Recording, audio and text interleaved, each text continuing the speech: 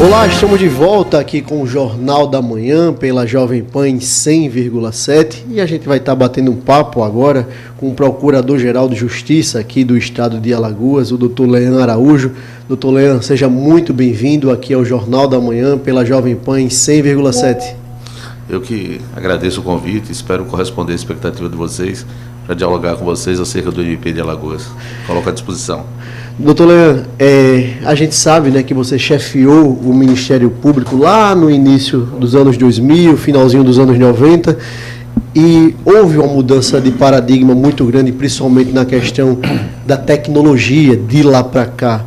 Qual o MP que você chefiou lá no início dos anos 2000 e qual o MP que você encontra agora em 2024? Traça esse paralelo para a gente. Eu diria o seguinte, na verdade, a essência do MP se manteve, né, tanto naquela época quanto no contexto atual. O que a gente observa hoje, vocês convivem com a imprensa, sabem muito bem, é o avanço tecnológico, né, de toda sorte. A gente observa um avanço da tecnologia no que se refere à própria atuação do MP. A gente saiu de uma atuação no espaço, né, físico, né, para atuar de forma expressiva no cyberespaço, né, sem dúvida nenhuma.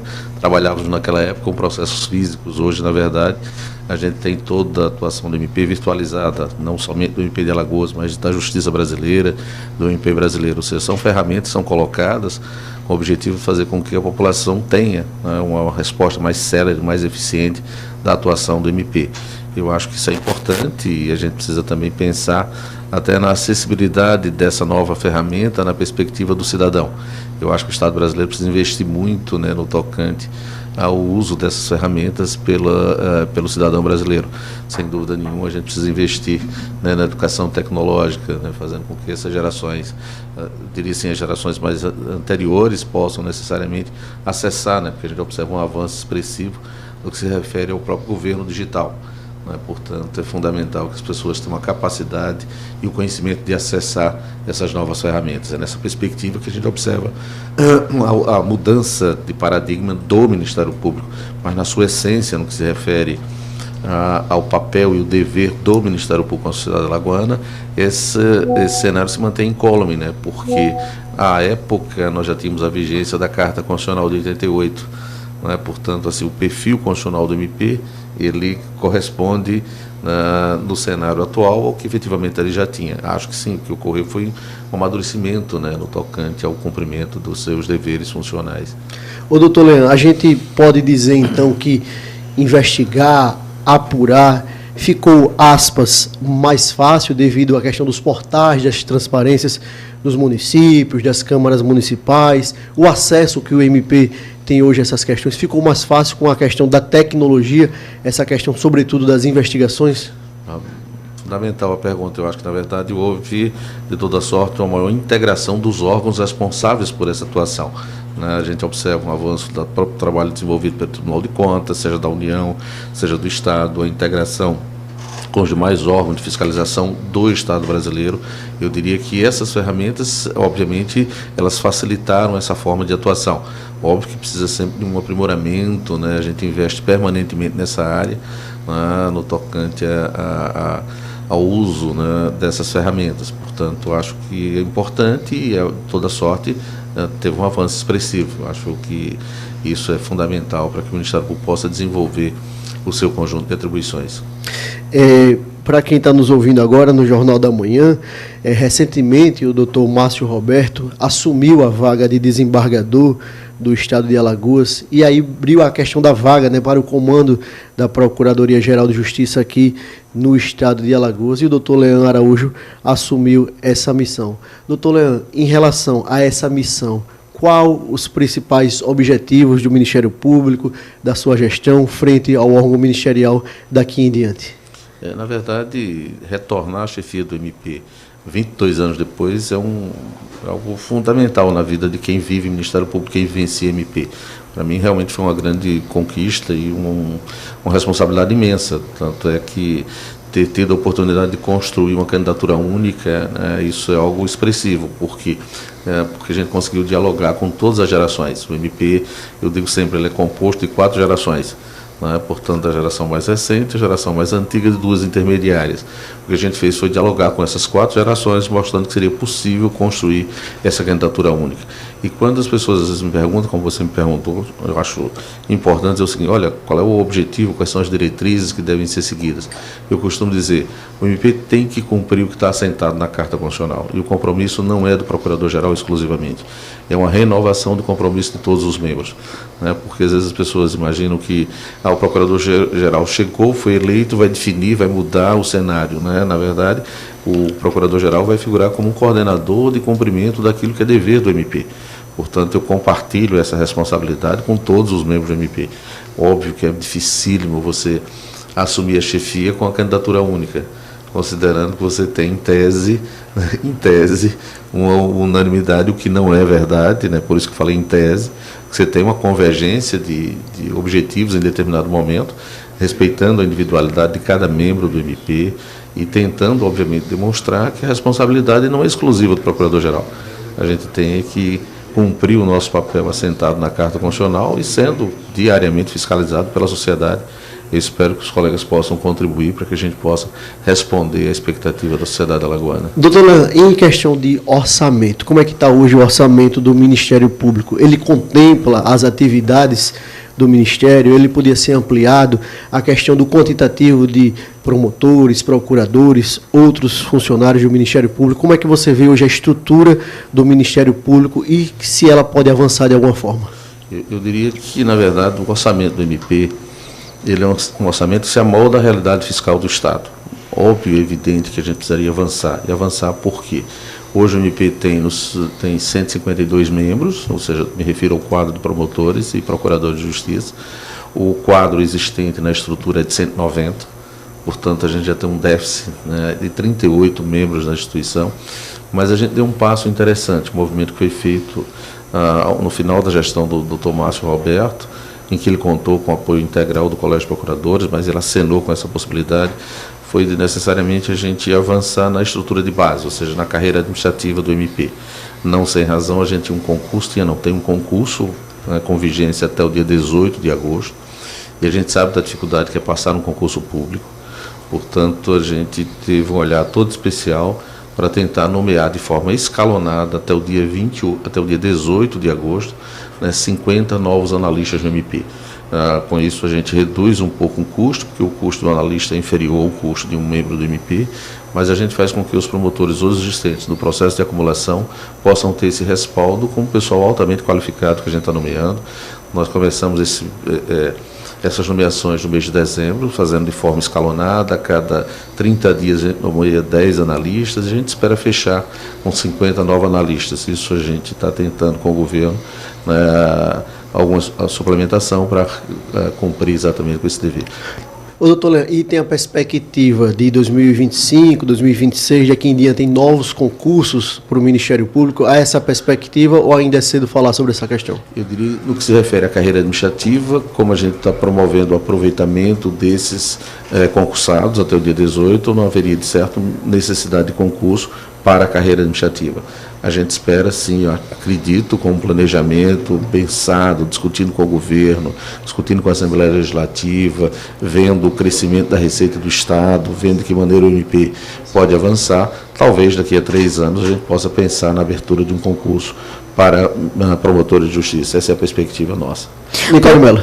Procurador, o senhor comentou sobre a questão da tecnologia no MP e o avanço que trouxe, né, para as ações, para os relatórios, enfim. E também existe a contrapartida disso, por exemplo, as redes sociais e a análise do MP, cobrando ações, cobrando postagens que foram feitas, por assim dizer, de maneira errônea nos Instagrams públicos das prefeituras, fazendo promoção pessoal dos prefeitos. O MP está também embarcando neste segmento. Aí eu gostaria de saber como o MP está se preparando para as eleições agora deste ano, que claramente o aumento dessas promoções pessoais vão acontecer. Sem dúvida, eu acho que é um momento significativo, né, da vida política nacional, né, que é a eleição municipal, que nós vamos ter exatamente no exercício deste ano. Mas excelente pergunta para a gente dimensionar e a população entender qual é o papel do MP. No processo eleitoral, a chefia da atuação do MP na seara eleitoral é do Procurador Regional Eleitoral.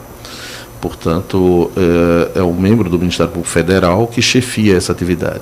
Como o Ministério Público Eleitoral não tem corpo próprio, a legislação nossa estabelece que os membros do Ministério Público Estadual exerçam a função eleitoral.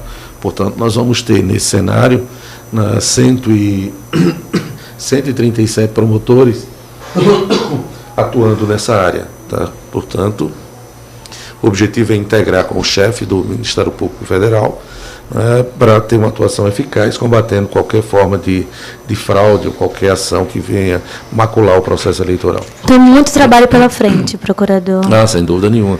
Eu acho que é um momento em que o Ministério Público ele tem no processo eleitoral 4 fases de atuação. A fase que é a fase de inscrição do eleitor, que ele acompanha, é perene. A gente tem a fase agora de inscrição dos candidatos, a gente vai ter a fase de captação e a fase de apuração. Portanto, o Ministério Público vai estar atento a cada uma dessas fases. Doutor Leandro, não tem como a gente falar de Ministério Público de Alagoas e não trazer à tona o caso Braskem, né, que aí vem sendo amplamente discutido, divulgado e denunciado também, inclusive, com a CPI. Né? E aí o Ministério Público Federal, Defensoria Pública e o Ministério Público de Alagoas vem discutindo, por exemplo, medidas para compensação de impactos na educação básica de Maceió pela Braskem. Essa é uma das ações. Mas aí como é que está a relação hoje, considerando outras ações entre o Ministério Público de Alagoas, as vítimas e a mineradora? Na verdade, há de se reconhecer que é um dano expressivo, né, no que se refere ao meio ambiente do Estado de Alagoas, mas com o MP de Alagoas, juntamente com o MP federal, como você muito bem colocou, com a Defensoria Pública Estadual, com a Defensoria Pública da União, agiram de forma, a meu ver, imediata, no sentido de minimizar os danos. Isso não significa dizer que eles tenham tido a reparação adequada. O que se quer discutir é que minimamente a intervenção gerou a possibilidade de uma reparação desses danos no que se refere àquela população que foi imediatamente atingida. Obviamente que além daquela população que está naquela região, há o efeito reflexivo do dano causado, sem deixar de reconhecer que esse suporte fático ele é mutável. Portanto, aquilo que foi obtido em determinado momento poderá necessariamente ser objeto de uma alteração. Não sem razão, a Justiça Federal vem permitindo isso. Se chegou no primeiro momento a determinada área que foi indenizada, né, nessa perspectiva.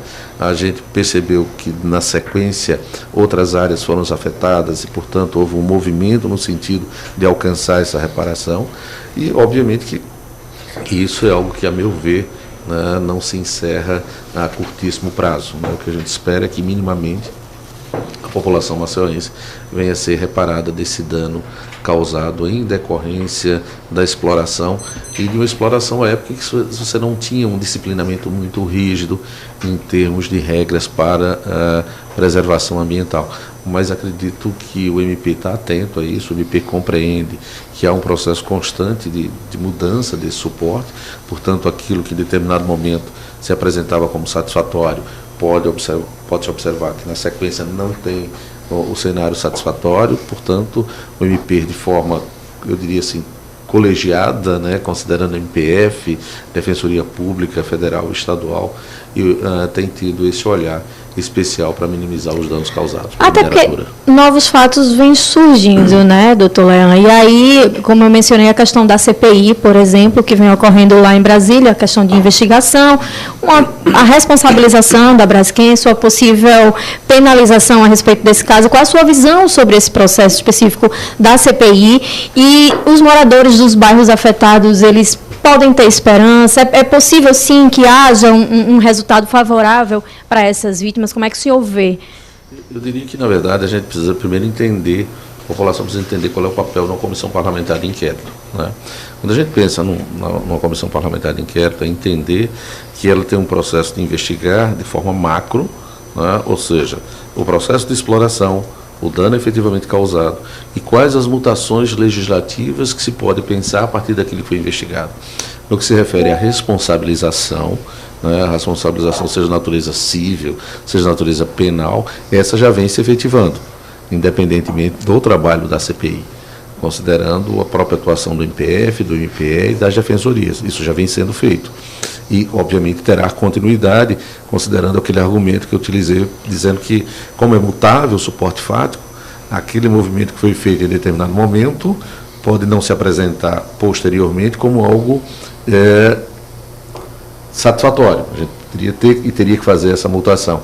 Mas eu acredito que a CPI pode, a meu ver, trazer algo para contribuir com essa forma de atuação dos órgãos, mas não assim no sentido de ter uma responsabilização específica por conta do trabalho da CPI, mas sim pelo trabalho que já vem sendo realizado pelas mais diversas instituições. Seria mais um braço nessas investigações? Eu diria que sim, eu diria que seria mais um ator atuando nesse cenário para ter uma compreensão macro, né, do dano ambiental causado ao estado de Alagoas e, como consequência, causado ao cidadão maceioense. Doutor Leão Araújo, nos últimos anos aqui no país, a gente viu um fenômeno de agentes públicos, seja ele da polícia, do Ministério Público, concorrendo à questão da política partidária. Como o senhor vê essa questão desses atores, delegado de polícia, policial, procurador, promotor de justiça, como é que você vê essa questão dos agentes públicos se inserindo na questão da política partidária? E existe um movimento em Brasília, diga-se de passagem, na tentativa de barrar essa questão dos membros do Ministério Público, dos delegados de polícia, em agentes do Ministério Público, da polícia, para que eles não concorram às eleições caso não peçam exoneração dos seus cargos. Como é que você vê essa questão hoje no país? É um tema, assim, sensível, sensível, né? Muito sensível, e polêmico também. Muito polêmico, né? Porque, na verdade, assim, a gente está discutindo a existência de um direito fundamental do Sim, cidadão, claro, que é o direito fundamental de participação no processo eleitoral, ou seja, você fazer parte da vida política nacional, é você contribuir com a sua forma de atuação. No que se refere ao MP, pontuando o MP já tem um disciplinamento no que se refere à atuação dos membros do MP na atividade político-partidária. Não sem razão, aqueles que ingressaram no Ministério Público pós-Constituição de 88, esses necessariamente não poderão exercer atividade político-partidária. Não sem razão, nós tivemos um exemplo, né, que foi o ex-procurador-geral Alfredo Gaspar, que teve que necessariamente pedir exoneração do cargo para concorrer ao mandato eletivo. Esse fenômeno ainda subsiste em relação àqueles que ingressaram antes da Constituição de 88, porque, por força das disposições transitórias constitucionais, haveria possibilidade desse integrante fazer opção pelo regime anterior.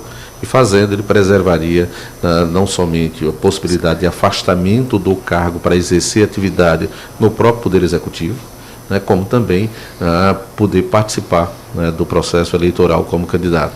Mas eu diria que esse é um fenômeno que está em extinção, né, considerando, ou seja, o elemento temporal, né, necessariamente isso vai se exaurir, considerando os ingressantes do MP, que são posteriores à Carta Constitucional. Mas eu concordo com você, é um tema sensível, é um tema complexo, é um tema que você discute um direito fundamental, que é o direito do cidadão de participar da atividade política, e outro que diz respeito à possibilidade, à influência, à oportunidade que você tem no exercício daquele cargo. De utilizar a máquina pública, por exemplo. Perfeito, ou seja, você fazer uso do seu conjunto de atribuições para uma projeção de natureza pessoal, obviamente habilitando-se a uma disputa, né, político-eleitoral. Eu particularmente entendo que, em relação aos membros do MP e aos membros da magistratura, eu acho que essa vedação deveria ser plena. Agora, como dito anteriormente, como a gente tem uma carta constitucional, um lapso temporal que é 88 para cá, agora é aguardar o elemento tempo, né, no sentido de fazer com que aqueles que ingressaram, obviamente, né, possam ainda, se assim entender, concorrer a um mandato eletivo. Doutor Leão Araújo, quero agradecer demais a sua participação aqui no Jornal da Manhã, pela Jovem Pan em 100,7, ao passo que faço convite público para que o senhor esteja aqui em outras oportunidades e deixe um espaço para suas considerações finais. Eu que agradeço o convite de vocês, espero ter contribuído com a discussão, estarei sempre à disposição, está sendo entrevistado por 3 jovens, 2 jovens e um jovem, é fundamental, e já com uma visão muito clara, né, da própria atuação do MP e, obviamente, com indagações que interessam à sociedade alagoana no tocante a temas sensíveis que necessariamente a população precisa estar sempre sendo destinatária dessa informação. Portanto, meus agradecimentos, eu espero corresponder à expectativa da sociedade alagoana e de vocês, da imprensa, no sentido de fazer com que as ações do MP se efetivem e sejam revertidas em favor da sociedade alagoana. Muito obrigado. Mais uma vez, muito obrigado ao doutor Leão Araújo. Quero registrar aqui a presença da diretora de comunicação também do Ministério Público, a competentíssima jornalista Janaína Ribeiro, no dia de hoje aqui, no Dono das Honras, da sua presença aqui no estúdio do Jornal da Manhã. Muito obrigado, Nicole, Natália, Cláudio Stone na técnica, Mailson Franklin nas ruas de Maceió, junto com o Geraldo Salgueiro. Muito obrigado a todos vocês e até amanhã, se Deus quiser. Tchau, tchau, ouvinte. Até amanhã.